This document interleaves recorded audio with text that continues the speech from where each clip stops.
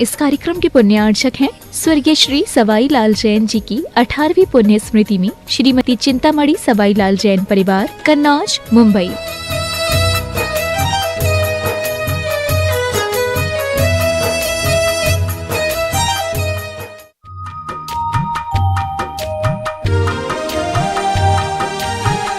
करेंगे शीघ्र से आइए। जिनवाणी जग मैया जन्म दुख मेट दो, जन्म दुख मेट दो, मरण दुख मेट दो। जिनवाणी जग, यहाँ दो विजय। जिनवाणी जग मैया जन्म दुख मेट दो। इसको विजय चालू हो गया। आइए। जिनवाणी और आइए हमारे स्तुति श्रावक परम पूज्य मुनिवर के कर कमलों में स्वास्थ्य भेंट करने का कार्यक्रम संपन्न कर रहे हैं। बंधु मैं कहना चाहूंगा आगामी 14 अप्रैल से, हाँ जी, जिन्होंने पाद प्रक्षालन करने का सौभाग्य प्राप्त किया, मैं आमंत्रित करूंगा सुरेश कुमार जी, आशा देवी, निशांत जी, पायल, विकास, प्रियंका, रोहिन, वर्षा, चाहत, कृति, मानस, भोजस, वरजात का परिवार ये आएंगे। परम पूज्य मुनिवर के पाद प्रक्षालन विधि का कार्यक्रम संपन्न करेंगे। वरजात का परिवार यहाँ पर ऊपर आ जावे। वरजाता परिवार जिन्हें आज की पाद प्रक्षालन विधि करने का सौभाग्य प्राप्त हो रहा है। आइए बंधु मैं कहना चाहूंगा आगामी 14 अप्रैल से 20 अप्रैल तक परम पूज्य मुनिवर के युगल मुनिराज के सानिध्य में पंचकाल प्रतिष्ठा महामहोत्सव आयोजित किया गया है और आगामी 14 अप्रैल महावीर जयंती के पावन अवसर पर परम पूज्य मुनिवर का 35वां मुनि दीक्षा महामहोत्सव मनाने का सौभाग्य तो हमें प्राप्त होगा ही होगा, लेकिन पंचकाल प्रतिष्ठा महोत्सव का ध्वजारोहण उसी दिन होगा और उसी दिन श्री की शोभा यात्रा, घट यात्रा निकाली जाएगी पंचायती मंदिर चंदपुर जिलालय से।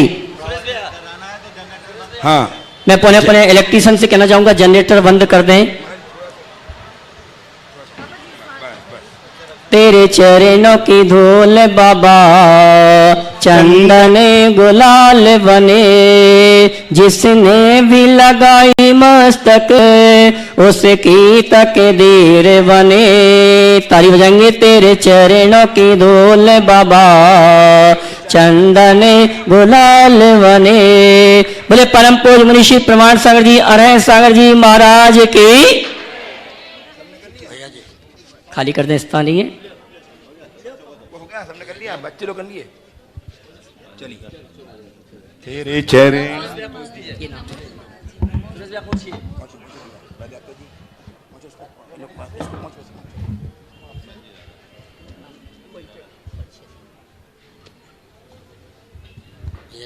और आइए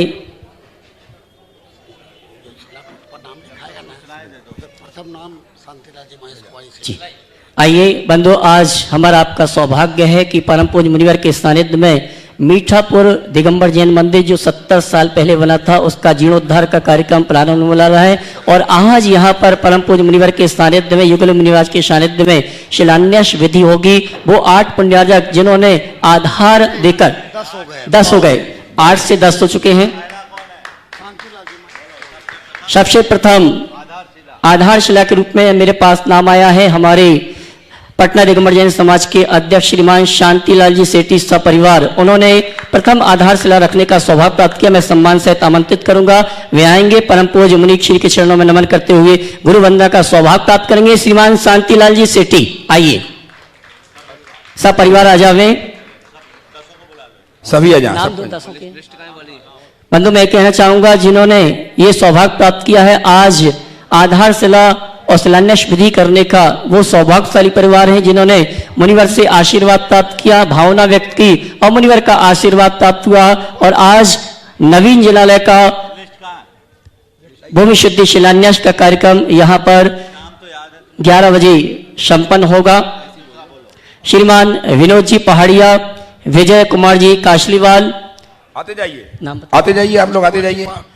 राजकुमार जी पाटनी, राजकुमार जी पाटनी, सुरेश कुमार जी वरजात्या, कन्हैयालाल जी सूरजमल जी वरजात्या, हीरालाल जी रितेश कुमार जी पांड्या, सुभाष कुमार जी अरिहंत कुमार जी छावड़ा, महावीर प्रसाद जी, संजय कुमार जी काला। ये सभी पुण्यार्चक हैं जिन्होंने अपनी ओर से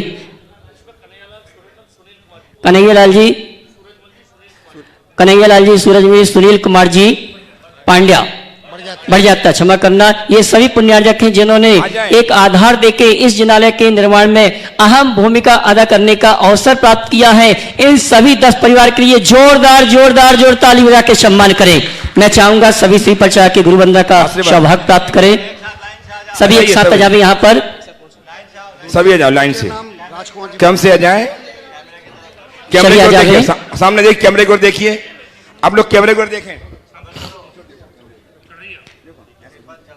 ये सभी 10 पुण्यार्जक हैं जिन्होंने अपनी ओर से 70 साल पुराने बुजुर्गों की धरोहर का जीर्णोद्धार करने का अवसर सौभाग्य प्राप्त किया है। पूरी समाज इसमें सहयोग प्रदान करेगी और अपने आप में अद्भुत ऐतिहासिक जिनालय का निर्माण होगा, जिसका शिलान्यास का कार्यक्रम आज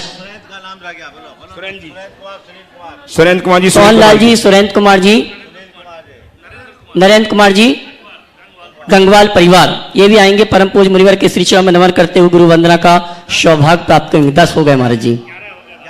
बहुत बढ़िया। और आइए दोनों तरफ खड़े जाएं, लाइन से। कैमरे के सामने अपना मुख कर लें। वहां देखिए,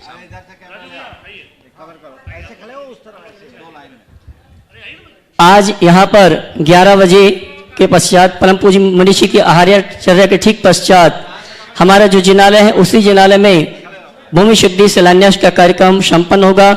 मैं सभी ज्ञाना पुण्यार्जक परिवार और समाज से चाहूंगा आज के शिलान्यास कार्यक्रम में पूरी समाज एकत्रित हो और ये मत सोचना ये 11 का है, पूरी समाज का ये मंदिर निर्मित होने वाला है।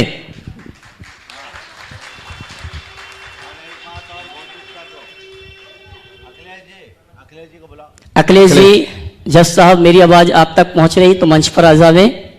परम पूज्य मुनिवर के श्री चरण में नमन करते हुए गुरु वंदना का सौभाग्य प्राप्त करें।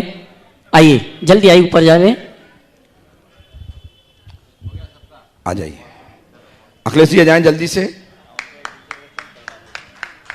और आइए हमारे बीच आज के मुख्य अतिथि श्रीमान गंगा प्रसाद जी राज्यपाल सिक्किम राज्य हमारे बीच उपस्थित हो चुके हैं। मैं हमारे कमेटी के पदाधिकारियों को चाहूंगा गेट के पास पहुंच जावे उनके आगवानी के लिए।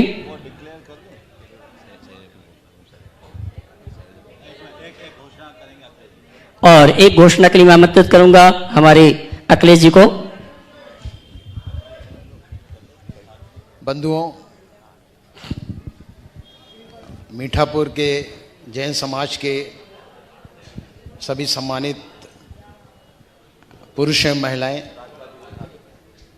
जैसा कि आप सबको विदित होगा कि हम लोग जिस प्रांगण में आज खड़े हुए हैं, इस प्रांगण को 1994 में समाज के माध्यम से क्रय किया गया था और जिसमें 2001 में क्रय करने में जो प्रतिनिधि के रूप में 5 व्यक्ति थे, उन 5 ने अपना डिक्लेरेशन भी दिया है कि सारी संपत्ति जैन समाज के चंदे से ऋण लेकर के खरीदी गई है और उन लोगों का उसमें कोई केवल प्रतिनिधि के रूप में अधिकार है और कोई अधिकार नहीं है।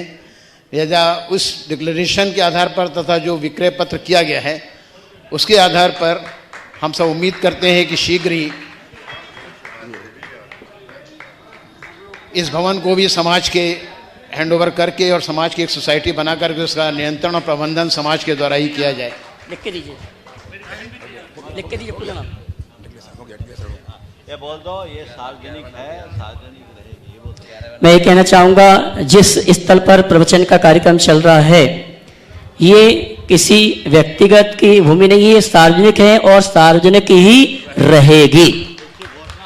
इसकी घोषणा हो चुकी है 2000 में इसकी घोषणा विधिवत हो चुकी थी। और आइए हमारे बीच में आज के मुख्य अतिथि श्रीमान महामहिम गंगा प्रसाद जी राज्यपाल सिक्किम राज्य हमारे बीच उपस्थित हैं और मैं चाहूंगा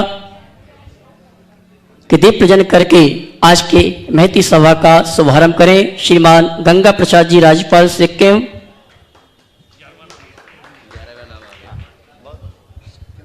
हाँ, रुचिर दीप्तिकरम शुभ दीपकम सकल लोक सुखाकर मुज्ज्वलम सिमर जाल हरम प्रकरम सदा किल धराम सुमंगल कम मुदा। बोलिए आचार्य भगवान विद्यासागर जी महाराज की।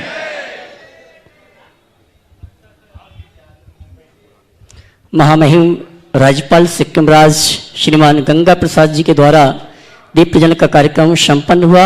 और आइए उनके सम्मान के लिए मैं विधिवत आमंत्रित करूंगा हमारे वरिष्ठ श्रीमान शांतिलाल जी शेट्टी, विनोद जी पहाड़िया, विजय जी कासलीवाल और पंचकार्य प्रतिष्ठा महोत्सव समिति के अध्यक्ष श्रीमान विमल जी रारा, जैन समाज के गौरव, और संयोजक श्रीमान अशोक जी छावड़ा। मैंने जिनके नामों की घोषणा की है ये सभी आएंगे। हमारे महामहिम श्री गंगा प्रसाद जी राज्यपाल सिक्किम राज उनका सम्मान का कार्यक्रम संपन्न करेंगे। सम्मान के कार्यक्रम के लिए विधिवत मैंने जिनको नामों की घोषणा की, हमारे समाज के वरिष्ठ श्रीमान शांतिलाल जी, विनोद जी पहाड़िया, विजय जी कासलीवाल, विमल जी रारा अध्यक्ष पंचकार्य प्रतिष्ठा महोत्सव समिति, और अशोक जी छावड़ा संयोजक पंचकार्य प्रतिष्ठा महोत्सव समिति। जोरदार ताली बजाकर हमारे महामहिम के सम्मान का ताली बजा के सम्मान करें। एक थाली में जाओ, थाली में, इस थाली में जाओ।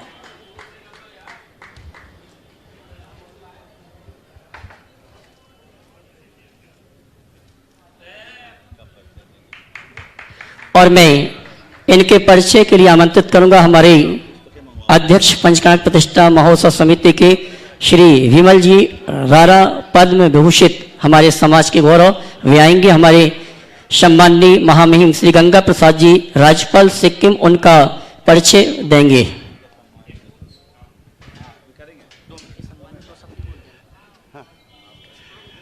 परम पूज्य गुरुवर के चरणों में सादर वंदन, सादर नमन। आज संयोग की बात है कि हमारे बीच आज एक ऐसी शख्सियत उपस्थित है जिनका पूरा जीवन सामाजिक, धार्मिक और समाज को एक बहुत कुछ देने का काम जिस व्यक्ति ने किया, ऐसे हमारे बीच श्री गंगा प्रसाद जी पूरा जीवन समाज के लिए ही समर्पित रहा।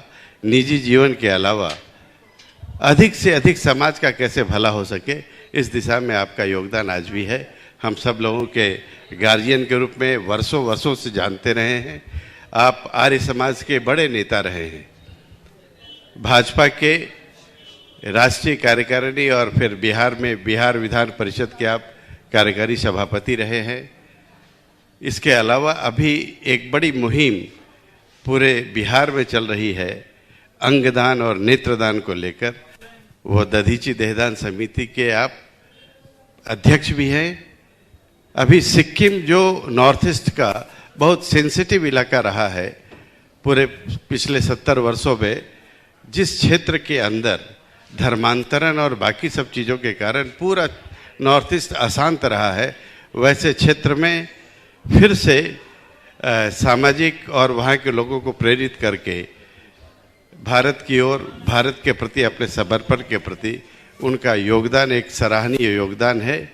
आप आदरणीय नरेंद्र मोदी जी के बड़े नज़दीकी हैं। आज इस सभा के अंदर इस गुरुवर के पास आपका आना एक बड़ा सौभाग्य का दिन आपके लिए भी है, क्योंकि गुरुवर की वाणी प्रतिदिन पूरे देश भर में 126 देशों में लाखों लोग सुनते हैं, और जिन लोगों ने सुनना शुरू किया वो कभी अंत नहीं हुआ। अभी कुछ दिन ही पहले रामचंद्र पूर्वे जी आए थे। उन्होंने भी कहा कि मैं पिछले 5 सालों से गुरुवर की वाणी को सुन रहा हूँ और किसी भी दिन मिस नहीं करता हूँ। तो ये एक बड़ी उपलब्धि। मैं आपका बहुत बहुत स्वागत करता हूँ और गुरुवर से अनुरोध करता हूँ कि आपका मंगल आशीष उनको मिलता रहे। संक्षिप्त परिचय हमारे विमल जी रारा द्वारा प्रदान किया गया। और आइए मैं हमारे महोत्सव कमेटी के पदाधिकारियों को आमंत्रित करूंगा। हमारे महामहिम राज्यपाल श्रीमान गंगा प्रसाद जी सिक्किम, उनके माध्यम से पंचकार्य प्रतिष्ठा महोत्सव की जो पत्रिका है उसका विमोचन का कार्यक्रम संपन्न करावे। पंचकार्य प्रतिष्ठा महोत्सव कमेटी के जो भी पदाधिकारी यहाँ पर हैं, अध्यक्ष श्री विमल जी रारा, संयोजक अशोक जी छावड़ा और उनके सभी साथी जो यहाँ पर हैं वे आएंगे। हमारे महामहिम राज्यपाल श्रीमान कार्याध्यक्ष विनोद जी पहाड़िया, विजय जी कासलीवाल, ए भी आ जावे। इस पत्रिका का विमोचन हमारे आज के मुख्य अतिथि निर्देशक शांतिलाल जी, उनको भी आमंत्रित करूंगा, वे भी आ जावे पत्रिका का विमोचन करवाने के लिए। सब वही हैं खुलवा दूंगा। और आइए मेरे पास आज जी हमारे आज के मुख्य अतिथि महामहिम राज्यपाल सिक्किम श्री गंगा प्रसाद जी द्वारा पंचकणक प्रतिष्ठा महोत्सव की पत्रिका जो कि आगामी 14 अप्रैल से 20 अप्रैल तक पटना सिटी में आयोजित है, ऐसी पत्रिका का विमोचन का कार्यक्रम हमारे आज के मुख्य अतिथि महामहिम ताली बजा के सम्मान करें। बोले परम पूज्य मुनि श्री प्रमाण सागर जी आ रहे हैं, सागर जी महाराज की जय जय जय। और आइए मैं आज के मुख्य अतिथि महामहिम राज्यपाल सिक्किम श्री गंगा प्रसाद जी से चाहूंगा संक्षिप्त आपका उद्बोधन हम सभी को प्राप्त हो। श्रीमान गंगा प्रसाद जी महामहिम राज्यपाल सिक्किम।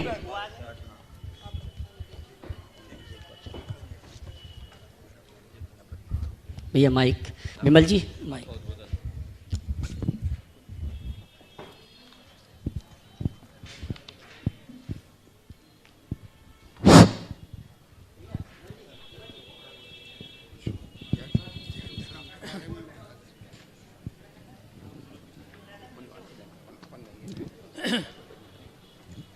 ओम परम पूज्य मुनि श्री 108 परमानंद सागर जी महाराज और सभी जैन समाज के मूर्धन्य समाज सेवी सभी सज्जनों देवियों, आप पूज्य महाराज जी का कई दिनों से लगातार इनके प्रवचन सुन रहे हैं और निश्चित रूप से महाराज जी का प्रवचन जन जन के हित के लिए है। और इसमें कई मुख्य रूप से जो हमारे प्राचीन भारत में जो चलन था जीव, अब ये था कि हर जीव जो है परमपिता परमेश्वर की देन है और हर जीव की सेवा करना यह सबका कर्तव्य है। मानव की सेवा करते हैं, उसी प्रकार हर प्रकार का जो प्राणी है उन सभी प्राणियों की रक्षा करना, उसकी सेवा करना यह सबों का यह कर्तव्य है। तो आज इन सब बातों का आज ध्यान रखते हुए खास करके आज के समय में नशा, जो इस प्रकार नशा का जो चलन और खास करके नवयुवकों में जो ये चलन आ गया, जिसके कारण कितनी बड़ी समाज का हानि हो रहा है, अनेकों प्रकार का व्यभिचार फैल रहा है, अत्याचार फैल रहा है। आज इन सबों से मानव को बच के रहना चाहिए और हमेशा सेवा परम धर्म है, सेवा की भावना से कार्य करना चाहिए। और साथ ही साथ आज जितना जुर्म, अत्याचार, व्यभिचार, आतंकवाद जो सब फैल रहा है, यह एक मनुष्य की विकृति है। और महाराज जैन समाज हमेशा इन सब बातों का ध्यान रखता है और इस बात का प्रचार प्रसार कि आप सभी लोग आपस में मिलजुल कर रहते हुए उस प्रभु को याद करते हुए और इस बात को हमेशा ध्यान में रखें। और यह भारत का जो देन है, भारत हमेशा इस बात का ध्यान रखा है कि कोई किसी के ऊपर अत्याचार न करे। और यह उदाहरण है कि भारत ने कभी भी किसी पर अत्याचार, किसी देश पर जुर्म नहीं किया है, बल्कि अन्य देश के लोगों ने भारत पर ही कई प्रकार का जुर्म, अत्याचार किए, भारत को कई वर्षों तक गुलाम बना के रखे। तो भारत ने कभी ऐसा नहीं किया। तो आज यहाँ पर महाराज जी का जो प्रवचन है बहुत जन जन के हित के लिए है और निश्चित रूप से मैं मानता हूँ कि आप सभी लोग जो आए हुए हैं महाराज जी के प्रवचन को सुनने के लिए निश्चित रूप से उससे लाभ उठा करके अपने जीवन को सफल बनाएंगे। जो जिसकी आवश्यकता है कि हर व्यक्ति चाहता, तो सभी लोग चाहता है कि सुख से रहें, सुखी से रहें, लेकिन उस प्रकार का आचरण व्यवहार यह होना चाहिए ताकि सभी लोग आपस में मिलजुल करके और एक दूसरे के ध्यान रखते हुए और हमेशा इस बात को ध्यान में रखते हुए कि प्रभु ने जो जन जन को जो प्रभु बनाए हैं, तो प्रभु की बात को ध्यान में रखते हुए हम सभी लोग जन जन की सेवा में लगे रहें और जन जन के उत्थान में कार्य करते रहें। तो इसलिए आज इस अवसर पर मैं परम पूज्य महाराज जी के प्रति अपना नमन करता हूं और उनके प्रति मैं अपनी श्रद्धा व्यक्त करता हूं और आशा करता हूं कि आप सभी लोग महाराज जी के प्रवचन से लाभ उठाएंगे, लाभ उठा करके अपने जीवन को सफल बनाएंगे, साथ ही साथ जन जन के हित में काम करेंगे। इन्हीं शब्दों के साथ बहुत बहुत धन्यवाद। जय भारत, जय महाराज। और आइए मैं विमल जी हमारे महामहिम राज्यपाल को मंच पर आमंत्रित करूंगा। परम पूज्य गुरुवर का साहित्य उनके हाथों से ही प्रदान हो और गुरुवर का जीवन परिचय हमारे अप्रतिम साधक मुनि श्री 108 प्रमाण सागर जी उनका जीवन परिचय का जो फोल्डर है हमारे सभी त्यागी वृत्ति हमारे महामहिम राज्यपाल को प्रदान करेंगे। आइए साहब।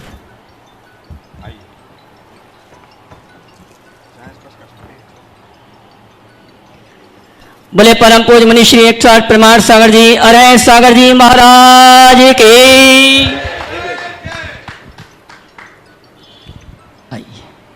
और आइए मैं सम्माननीय आज के मुख्य अतिथि महामहिम राज्यपाल सिक्किम राज चाहूंगा मंच पे स्थान ग्रहण करें और उसके पश्चात परम पूज्य मुनि श्री के मंगल उद्बोधन मंगल प्रवचन का लाभ हम और आप लें। आज यहाँ पर आहार चर्या के ठीक पश्चात जिनालय का 11 बजे से शिलान्यास का कार्यक्रम संपन्न होगा। मैं सभी पुण्यार्जकों के साथ पूरी दिगंबर जैन समाज मीठापुर या फिर कांग्रेस मैदान के सभी पदाधिकारी और सभी जनों से चाहूंगा आज 11 बजे के पश्चात यहाँ पर शिलान्यास भूमि शुद्धि का कार्यक्रम है। अभी चर्चा चल रही थी, कल मेरे पास 8 नाम आए थे, सुबह सुबह 10 हो गए, फिर 11 हो गए, एक नाम मेरे पास और आ गया है जिन्होंने अपनी ओर से स्वीकृति प्रदान की है जिनालय के जीर्णोद्धार विकास के लिए। मैं सम्मान से आमंत्रित करूंगा। परम पूज्य मुनिवर के श्री चरणों में नमन करते हुए गुरु वंदना का सौभाग्य प्राप्त करेंगे श्रीमान सुमेरमल जी, विकास कुमार जी, शीतल कुमार जी पाटनी पटना और विनोद जी पहाड़िया उनकी ये बहन है। इन्होंने सौभाग्य प्राप्त किया है 12वां पुण्यार्जक बनने का, 11वां क्षमा करना 11वां। और आइए हम और आप परम पूज्य मुनि श्री के मंगल उद्बोधन मंगल प्रवचन का लाभ लें। मैं हमारे आज के सम्माननीय मुख्य अतिथि महामहिम श्री गंगा प्रसाद जी राज्यपाल सिक्किम उनकी ओर से और यहाँ पर उपस्थित श्रावक श्राविकाओं की ओर से, साथ ही आदिनाथ चैनल, जिनवाणी चैनल और प्रमाणिक ऐप के माध्यम से जो इस प्रवचन सुनने के लिए घर में बैठ के तैयार हैं, उन सभी की ओर से परम पूज्य मुनिवर के श्री चरणों में त्रिवार नमन करते हुए उनका आशीर्वाद प्राप्त करेंगे और मंगल उद्बोधन मंगल प्रवचन के लिए निवेदन करेंगे। हाथ जोड़ लें। हे मुनिवर नमोस्तु नमोस्तु नमोस्तु। बोले परम पूज्य मुनि श्री प्रमाण सागर जी महाराज की जय। परम पूज्य मुनि श्री हरे सागर जी महाराज की जय जय जय। सभी लोग अपने दोनों हाथ जोड़ लें और मेरे साथ महामंत्र के स्मरण के लिए अपना मानस तैयार करें।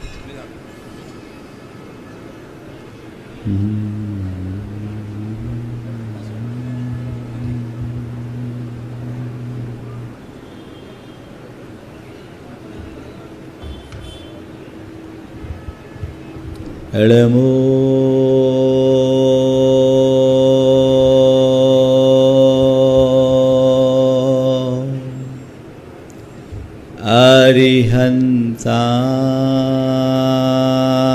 अरिहंताणं नमो अरिहंताणं एड़मो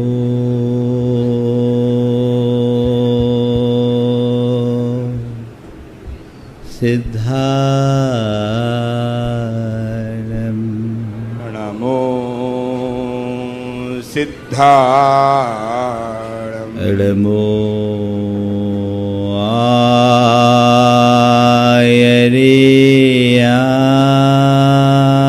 आयरियाणं नमो आयर्याणं एड़मो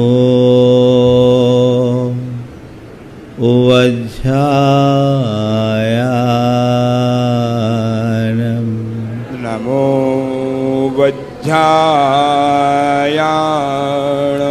नमो लोये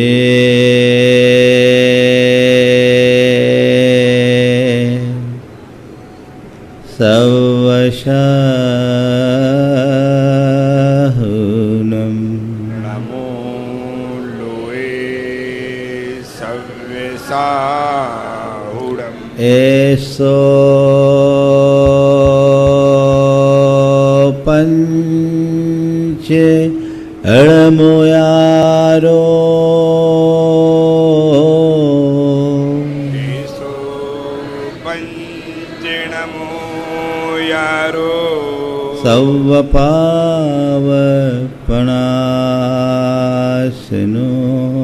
सव्य पाव पणाशिनो मंगलालम च सव्येसिम मंगलाणं च सव्येसिं पढ़मं होय मंगलम परमं होय मंगलम्।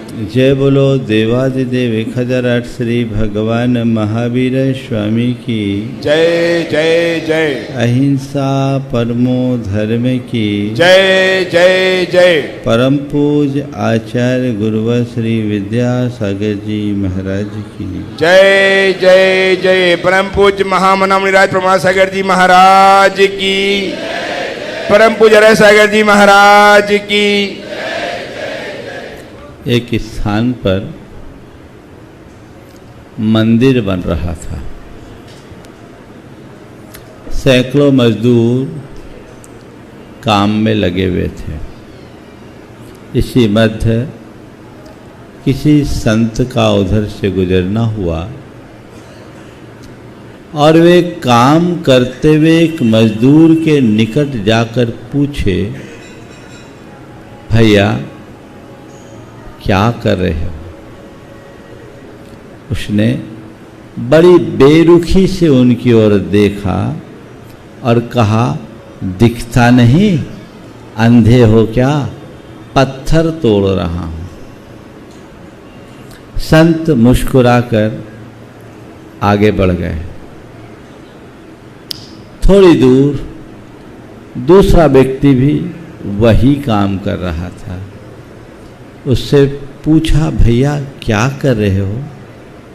उसने बड़ी बेबसी से कहा, पेट पाल रहा हूं। थोड़ी दूर पर एक तीसरा व्यक्ति वही काम कर रहा था, पर वो बड़ा लीन होकर काम कर रहा था और मुख से प्रभु के गीत गुनगुना रहा था। संत ने उससे पूछा, भैया क्या कर रहे हो? उसने भाव विवल होकर अहो भाव से भरकर कहा, मंदिर बना रहा हूं, भगवान का मंदिर बना रहा हूं। काम एक ही है, लेकिन दृष्टि अलग अलग है। हमारा जीवन भी कुछ ऐसा ही है। जीवन मिला है, कईयों के जीवन में बेरुखी होती है, कईयों के जीवन में बेबसी होती है, और कई ऐसे हैं जो भाव विह्वल होकर अहो भाव से भरकर अपना जीवन जीते हैं। संत कहते कोई भी कार्य करो तो अहो भाव से भरकर करो। तुम्हारे जीवन में जो भी संयोग मिले हैं वो उसका रस लेने के लिए मिले। तुम रस लेने की कोशिश करो, तुम्हारे अंदर वैसी दृष्टि होनी चाहिए। संसार में जीने वाले लोगों की 4 दृष्टियां होती हैं, और आज की 4 बातों में मैं उन्हीं 4 दृष्टियों की चर्चा करूंगा। हमारा सारा जीवन हमारे सोच पर चलता है, और सोच 4 तरह की है। पहली सोच भौतिक सोच।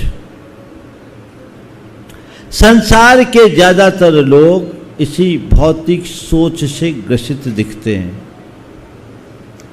जब मनुष्य के चित्त में भौतिक सोच हावी होती है तो वह केवल अपने स्वार्थ और लाभ की चिंता करता है। उसके जीवन का एक ही मकसद होता है, खाओ पियो मौज करो। जीवन का एक ही ख्याल, मौज ही मौज, मस्ती ही मस्ती, सुबह शाम दिन रात रोज ही रोज। उन्हें और किसी चीजों से कोई मतलब नहीं। मेरे हितों की पूर्ति होनी चाहिए, चाहे इसके पीछे औरों का कितना भी अहित क्यों ना हो। और दुनिया में ऐसे भौतिक सोच से ग्रसित लोगों की भरमार है, जो कहते हैं जब तक जियो सुख से जियो, कर्जा लो पर घी पियो। ऐसे लोगों के लिए उपदेश का कोई अर्थ नहीं, क्योंकि उनके दृष्टि में दृश्य जीवन ही सब कुछ है। उनके जीवन का एक ही साध्य है, पदार्थ और पदार्थ जन्य भोग, जो उसे एक मृग तृष्णा में दौड़ा करके छोड़ते हैं और उसमें मनुष्य दौड़ दौड़ कर थक कर मर जाता है, पाता कुछ नहीं। पर विडंबना यह है कि आखिरी क्षण तक उसे समझ में नहीं आता कि मैं किसी मृग तृष्णा में दौड़ रहा हूं। अपने आप को टटोल करके देखना, मेरी सोच का स्तर क्या है। भोगवाद मनुष्य को केवल व्याकुल करता है। जैसे आग में घी डालने पर घी और अधिक प्रज्वलित होती है, ऐसी भोगों के माध्यम से हमारा मन और अधिक अतृप्त होता है। उसमें तृप्ति और शांति की अनुभूति नहीं होती।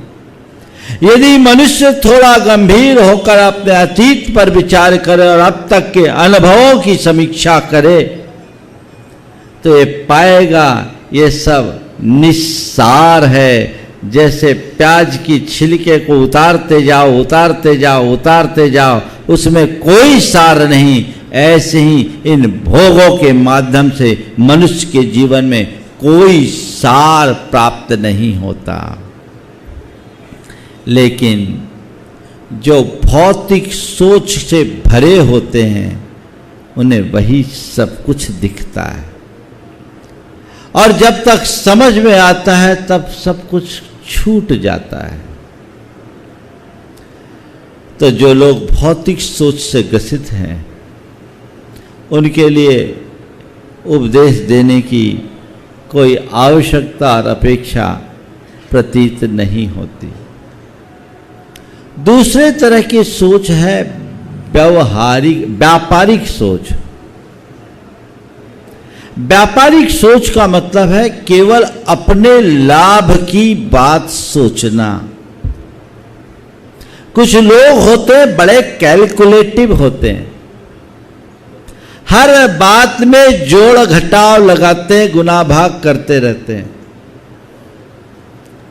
हर बात में। ये जो वणिक वृत्ति है, ये मनुष्य को व्यापारी बना देती, इंसान नहीं।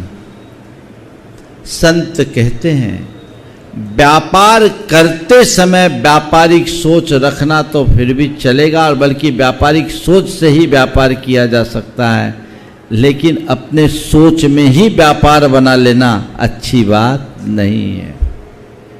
कुछ लोग हैं जो घर परिवार हो या समाज, सब जगह यही देखते हैं, कैलकुलेशन करते हैं कि इसका क्या होगा।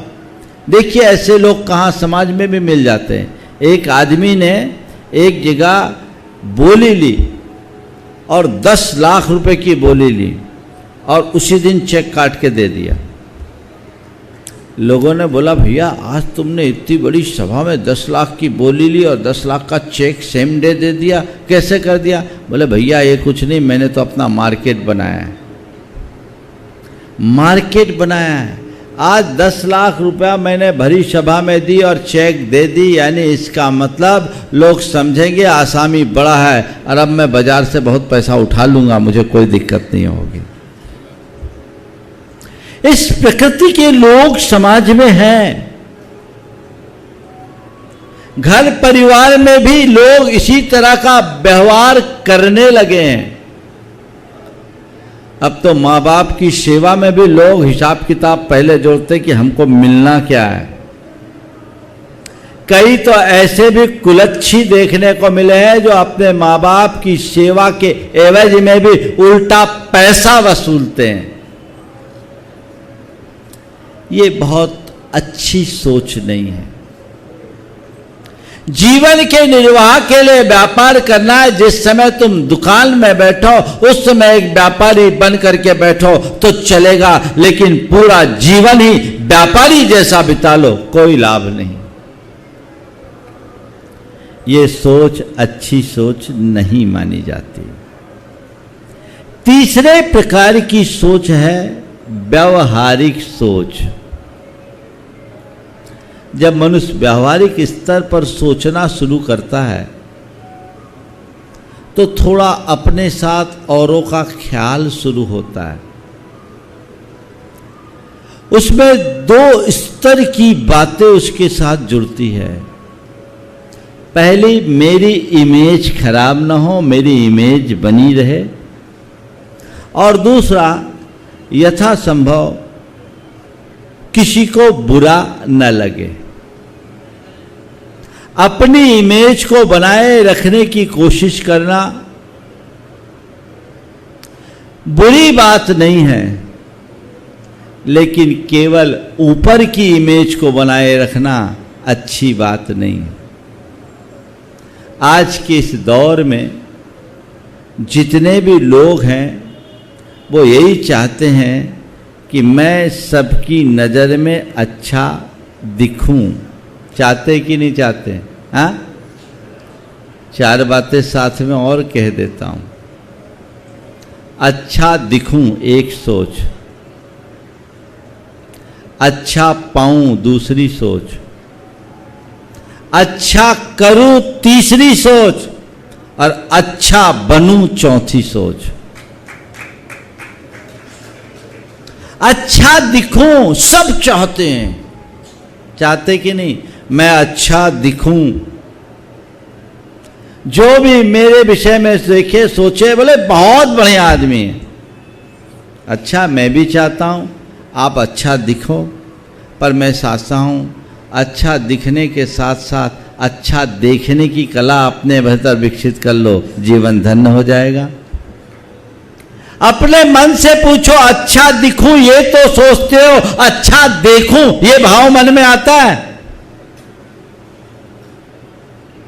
अच्छा दिखूं ये व्यवहारिक दृष्टि से ठीक हो सकता है, लेकिन परमार्थतः ये ठीक नहीं है। मैं अच्छा दिखूं अच्छी बात है, लेकिन अच्छा दिखने के साथ साथ मैं अच्छा करूं और अच्छा बनूं ये भी मेरा पुरुषार्थ होना चाहिए। लोग चाहते मैं अच्छा दिखूं, मैं अच्छा पाऊं, सब चाहते हैं, कौन नहीं चाहते? महाराज आपके पास तो इसी भाव से आते हैं, ऐसा आशीर्वाद दे दे कि सबसे ज़्यादा हमारे ही पास आ जाए, है ना? अच्छा पाऊं, अच्छा दिखना, उसके बाद अच्छा पाना कठिन है। अच्छा पाने के बाद कुछ लोग अच्छा कर भी देते हैं, समाज में उनकी एक अलग पहचान बनती है, नाम होता है, अरे ये बहुत अच्छा काम करते हैं, एक अच्छे सामाजिक कार्यकर्ता हैं। लोक की नज़र में ऐसे व्यक्ति अच्छे बन जाते हैं,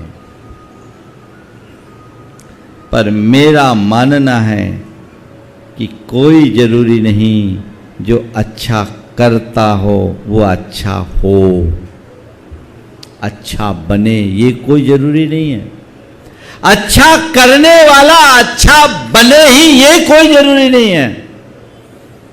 महाराज क्या बोल रहे हैं? हाँ सही बोल रहे हैं। अच्छा कर रहे हो किस सोच के आधार पर कर रहे हो? मैं मंदिर बनवा रहा हूं, बनवा रहे हो किस लिए बनवा रहे हो?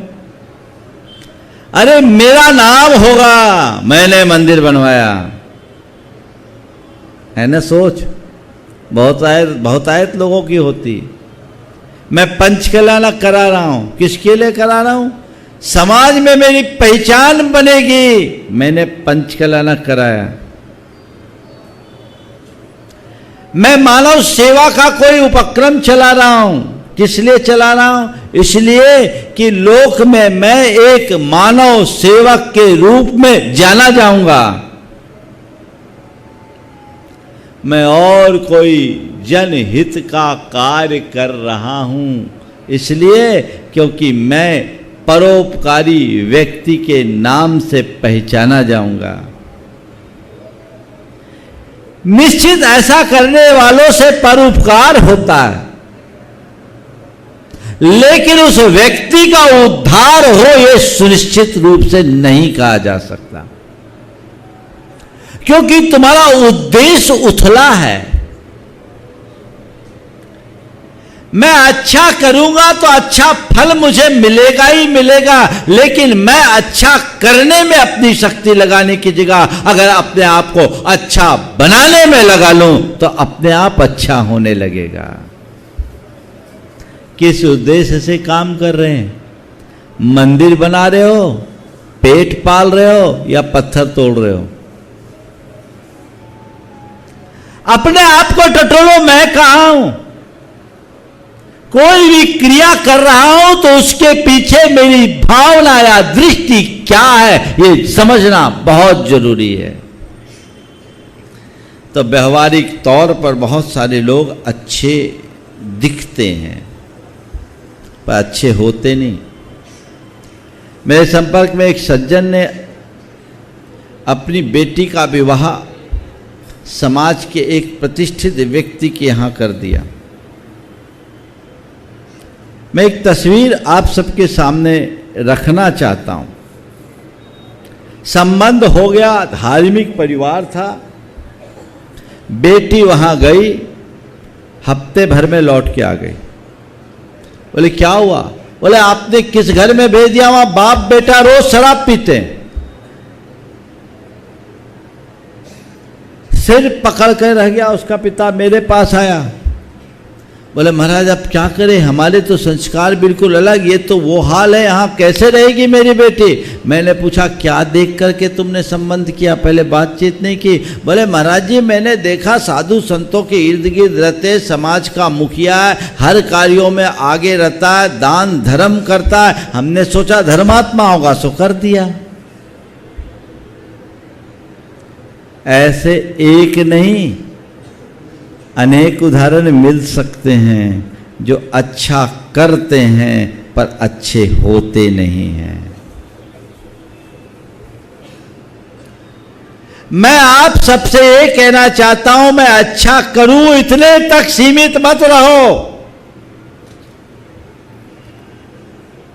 अच्छा बनने के लिए संकल्पित हो,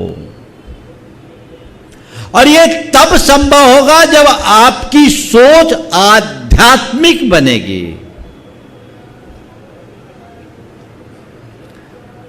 धार्मिक व्यक्ति अच्छा करता है और आध्यात्मिक व्यक्ति अच्छा बनता है। आज समाज में धार्मिकों की बहुलता है पर आध्यात्मिकों का अभाव है। यही कारण है कि 3-3, 4-4 घंटे रोज मंदिर में पूजा पाठ में समय बिताने वाले लोग भी प्रचंड क्रोधी और लालची दिखाई पड़ते हैं, बेईमान और भ्रष्ट बन जाते हैं। कई लोग तो चरित्रहीन भी होते हैं। क्यों? वे धार्मिक तो हो गए पर उनका प्रयोजन दूसरा है, विश्वास ही उल्टा है। उनका विश्वास केवल इतना है कि मैं 1-2 घंटे भगवान के समक्ष बिता दिया, पूजा पाठ कर लिया, मेरा सारा पाप धुल गया और अब मुझे पाप करने की आजादी है। मैं दुनिया में चाहे जो करूंगा, सवेरे से भगवान की घंटी बजाकर भगवान का अभिषेक करूंगा, अपना पाप धो लूंगा। ऐसे लोगों का कभी उद्धार नहीं होने वाला। ऐसे लोग घोर आत्ममुग्धता में जीते हैं। वे अपने आप को धर्मात्मा समझते हैं, धार्मिक मानते हैं, और लोक की नजर में ऐसे लोग भी धार्मिक कहलाते हैं, लेकिन धर्म का जो फल मिलना चाहिए उससे वो वंचित रहते हैं। धर्म का फल मिले, अंतरंग में बदलाव आना चाहिए। एक स्थान पर मैं था, एक दिन मेरा प्रवचन हुआ। प्रवचन का विषय था जैसी करनी वैसी भरनी। प्रवचन करके मैं कक्ष में गया। एक सज्जन मेरे पीछे पीछे आए और फूट फूट कर रोने लगे। उन्हें इतना अधिक भाव विवल मैंने पहली बार देखा। मैंने पूछा क्या बात है, आज इतने ज्यादा विवल क्यों हो? थोड़ी देर में जब वो सामान हुए, बोले महाराज आज मैं घोर आत्मक ग्लानि से भरा हूं। मेरा मन मुझे कचोट रहा है। आपने मेरी आंखें खोल दी। मैंने कहा क्या बात है? बोले महाराज जी वही हमारे मंच का संचालन कर रहे थे, समाज के लब्ध प्रतिष्ठित व्यक्तियों में एक थे, और एक बहुत ख्यात नाम, अब प्रोफेशन नहीं बताता हूं नहीं तो लोग उनके तरफ चले जाएंगे। चलिए, अच्छा प्रोफेशन था। कई चीजें मुझे सेंसर करनी पड़ती है, नहीं तो लोग अपना अनुमान लगाते रहते तो गड़बड़ हो जाता है। बोले महाराज जी हाई सोसाइटी के नाम पर, पहला उन्होंने कहा महाराज जी आप लोग जो मुझे देखते हैं ना, आप लोगों के सामने में मैं जितना साफ सुथरा हूं, भीतर से उतना ही गंदा हूं, और अगर आप मेरी असलियत जान लेंगे तो हमारे लिए अपने पास फटकने नहीं दोगे। महाराज अभी तक मैं इस बात को छिपाते हुए चला। हाई सोसाइटी के नाम पर मैंने सब वो कर्म किए हैं जो एक जैन तो छोड़िए एक नेक इंसान को भी नहीं करना चाहिए। पर मुझे अभी तक लगता था कि ऐसा मैं कर रहा हूं, सब चलता है, लेकिन आज आपने मेरी आंखें खोल दी कि ऐसा करके मैं समाज को नहीं खुद को ही बेवकूफ़ बना रहा हूं। महाराज अब मेरा कैसे उद्धार होगा? मुझे प्रायश्चित दीजिए, मुझे प्रायश्चित दीजिए। मुझे लगा आदमी भींगा हुआ है, अब इसे ज़्यादा बोलने की ज़रूरत नहीं। मैंने उन्हें संबोधा और कहा सुबह का भूला शाम को भी घर लौट आए तो भूला नहीं कहलाता। जो हुआ सो हुआ, इसका प्रायश्चित करो और नौ जीवन का संकल्प लो। उनके जीवन में बदलाव आया, वो व्यक्ति मुड़ गया, और मुड़ने के बाद इस करीब 8 महीना और वो इस धरती पर रहे। अचानक हार्ट फेल होने के बाद उनकी मृत्यु हुई। पर आप सुन करके ताज्जुब करेंगे, वो आदमी नमोकार जपते हुए इस दुनिया से गए। मैं एक प्रसंग केवल इसलिए बता रहा हूं कि अच्छा करने वाले लोग दिख जाते हैं, अच्छा बनने वाले लोग विरल होते हैं। मैं चाहता हूं तुम अच्छा करने वालों में नहीं, अच्छा बनने वालों में शामिल हो, जिससे जीवन का उद्धार हो सके। और ये तब होगा जब मेरे जीवन में धर्म के साथ अध्यात्म जुड़े। धार्मिक व्यक्ति केवल धर्म की क्रिया करता है और आध्यात्मिक व्यक्ति धर्म की क्रिया नहीं करता, धर्म को अपनी आत्मा में बसा लेता है। धार्मिक व्यक्ति धर्म की क्रिया करता है और आध्यात्मिक व्यक्ति धर्म को आत्मा में बसा लेता है। इसलिए धर्म की क्रिया करने वाला धार्मिक और धर्म को आत्मा में बसा लेने वाला धर्मात्मा होता है। धर्मात्मा बनने की कोशिश कीजिए, धर्म को आत्मा में बसाने का प्रयास कीजिए। अपने धर्म को मंदिर, मूर्ति और पूजा स्थानों तक सीमित रखने की जगह अपने प्रत्येक विचार और व्यवहार में प्रतिबिंबित कीजिए। सोच अध्यात्म से जुड़ना चाहिए। मैं आत्मा हूं, यह समझ अपने अंतरंग में विकसित होनी चाहिए और ये सोच होनी चाहिए कि मेरी अच्छी बुरी प्रवृत्ति का परिणाम केवल मुझे और मुझे ही भोगना पड़ेगा। ये सोच यदि मन में जाग जाए तो जीवन का कायाकल्प हो सकता है। वैसा होना चाहिए। ऐसी भावना सबके हृदय में हो तो जीवन धन्य हो सके। ये बिहार बड़ी पवित्र धरा है जहाँ अनेक आध्यात्मिक क्रांति उत्पन्न करने वाले महान आत्माओं का जन्म हुआ। 2 दिन बाद हम भगवान महावीर का जन्म कल्याणक मनाएंगे। इस धरती को भगवान महावीर को जन्म देने का भी सौभाग्य प्राप्त हुआ है। तो वो अध्यात्म आज भी इस मिट्टी में है, हम उसका कुछ लाभ उठाएं और प्रेरणा अपने मन में जगाएं तो जीवन में बहुत बड़ा परिवर्तन आ सकता है। आज अभी राज्यपाल महोदय का परिचय मेरे समक्ष दिया गया। जैसी बात बताई गई मैं समझता हूँ वे अच्छा करने वाले नहीं हैं, वे अच्छा बनने वाले लोगों में हैं और मेरा यही आशीर्वाद है कि वे अच्छा बने और अच्छा करके समाज को अच्छा बनने की दिशा में, समाज को अच्छा बनाने की दिशा में सत प्रयत्न करें। धर्म और इस कार्यक्रम के पुण्यार्चक थे स्वर्गीय श्री सवाई लाल जैन जी की 18वीं पुण्य स्मृति में श्रीमती चिंतामणि सवाई लाल जैन परिवार, कन्नौज, मुंबई।